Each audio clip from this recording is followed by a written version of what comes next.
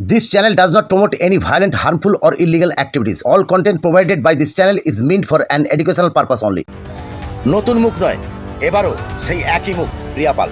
Trinamool supremo Mamata Bandyopadhyay আবারও আগামী 5 বছরের জন্য সাকরাইলের দায়িত্বভার তুলে দিলেন প্রিয়া পালের কাঁধে। দায়িত্ব পেয়ে প্রিয়া পাল আপ্লুত। আজ এক উৎসবের পরিবেশ দেখা গেল দক্ষিণ সাকরাইল খাপাড়া পার্টি অফিসে। অগণিত তৃণমূল সমর্থকদের শুভেচ্ছা, শুভকামনা এবং আশীর্বাদ প্রিয়া পাল তার নিজের ঝুলিতে ভরে নিলেন। সাংবাদিকদের প্রশ্নে তিনি বলেন, অসমাপ্ত যে কাজগুলো আছে এই অসমাপ্ত কাজগুলো তিনি শেষ করার চেষ্টা করবেন যদি আবারও তিনি ফিরে আসেন। তবে তিনি নিশ্চিত তিনি এই নির্বাচনে আবারও তিনিই ফিরবেন, এটা তার দৃঢ় বিশ্বাস। আমি বাবলু শেখ, আপনাদের সঙ্গে একটু খবর।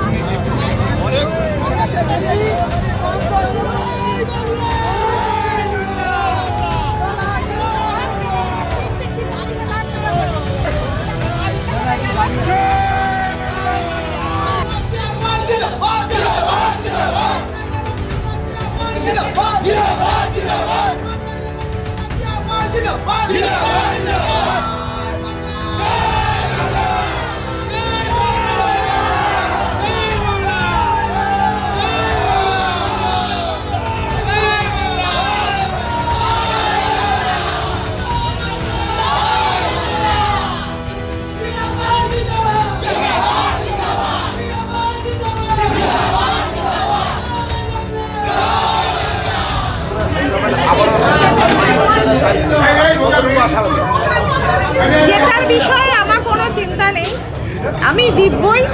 সাকরাইলের মাটি তৃণমূলের ঘাঁটি এবং কর্মীরা আমাদের সম্পদ। যে কোনো কাজে যে কোনো সময় কর্মীদের আমি পাশে পেয়েছি। 5 বছর যে চলেছি কর্মীদের সহযোগিতা নিয়েই চলেছি। কর্মীরা আমাদের সম্পদ, এই কর্মীদের সঙ্গে নিয়ে পরের 5 বছর আমি এগিয়ে যেতে চাই। হ্যাঁ, অবশ্যই কিছু কাজ, যেমন মেন কাজটা আমরা শুরু করেছিলাম যেটা হচ্ছে জল প্রকল্পের কাজ। কেন্দ্রীয় সরকার টাকা দেওয়া বন্ধ করে দেওয়ার জন্য কাজটা 10% বাকি আছে। আমি আশা রাখি আমাদের মুখ্যমন্ত্রী মানবিক পরের বারে এই টাকা দিয়ে উনি নিশ্চয়ই জল প্রকল্পটা আমরা কমপ্লিট করতে পারবো। এবং লক্ষ্মীকমল হসপিটাল এটা আমরা রিপেয়ারিংয়ের জন্য টাকা অ্যালটমেন্ট করেছি, সেখানেও যাতে ডাক্তার বসানো যায় সেটা করবো। এই অনেক কাজ আছে। প্রচার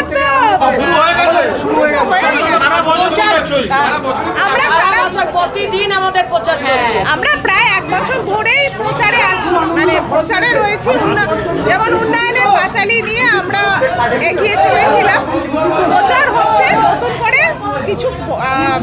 নতুন কিছু প্রচার নেই, এই প্রচার চলতে থাকবে। তাহলে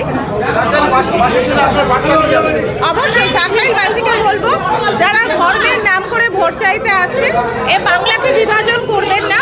সাকরাইলে আমরা শান্তিভাবে আছি, শান্তিভাবেই থাকবো।